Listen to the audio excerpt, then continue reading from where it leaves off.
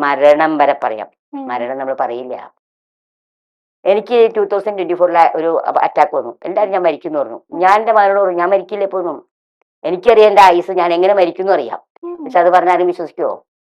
അപ്പോ ഞാനൊരു ചോദ്യം ചോദിക്കാനായിട്ട് ഇരിക്കുകയായിരുന്നു. ആ ഞാൻ ആ അടുത്തതായിട്ട് ചോദിക്കാം. ആ അപ്പൊ പറഞ്ഞുകൊണ്ട് പറയാം. ഇപ്പൊ നമ്മള് സദാനന്ദന്റെ സമയം എന്ന് പറഞ്ഞിട്ടൊരു ആ സിനിമ ഉണ്ടല്ലോ. ആ അതിലിപ്പോ ദിലീപിന്റെ അടുത്ത് പറയുന്നുണ്ട് നിങ്ങളിപ്പോ അടുത്ത് മരിക്കുന്നു. പിന്നെ ആ ദിവസങ്ങളോളം അത് ഇങ്ങനെ മനസ്സിൽ പേറിയിട്ടാണ് ആ നടക്കുന്നത്. വരും. അപ്പൊ അങ്ങനെ ഒരു കേസ് വരുവാണ്. അപ്പോ അങ്ങനെ എന്തെങ്കിലുമൊക്കെ മുൻകൂട്ടിയിട്ട് അറിയാമെന്നല്ലേ പറഞ്ഞത്? എങ്ങനെയാണ് അപ്പൊ അത് അറിയില്ല നമ്മള് സമയം സൂക്ഷിക്കുക. മൃത്യുഞ്ജയ ഹോമം ചെയ്യൂ. ആ. ക്ഷേത്രത്തിൽ ശിവക്ഷേത്രത്തിൽ മൃത്യുഞ്ജയം എല്ലാവരും പറയാം. ദശാസന്ധികൾ വരുമ്പോഴാണ് ഈ പ്രശ്നങ്ങൾ വരുന്നത്. ഇപ്പൊ രാഹു ദശ തീരാണ്. രാഹുൽ ദശ തീരാന്ന് പറഞ്ഞാൽ ഭയങ്കര. രാഹുൽ ചൊവ്വയുടെ അപഹാര, രണ്ടും ദേശക്കാരാ. അപ്പൊ ആ അപഹാരം വരുമ്പോൾ ആക്സിഡന്റ് വരാം, അപകടങ്ങൾ വരാം, പല കാര്യങ്ങളും സംഭവിക്കും. അപ്പൊ നമ്മൾ എന്ത് പറയും? മൃത്യുഞ്ജോഹമം ചെയ്യുന്ന പറയും. രാഹുദശ സ്റ്റാർട്ടാണെന്നുണ്ടെങ്കിൽ ഉടനെ സർപ്പബലിക്ക് നമ്മൾ റെഫർ ചെയ്യണം.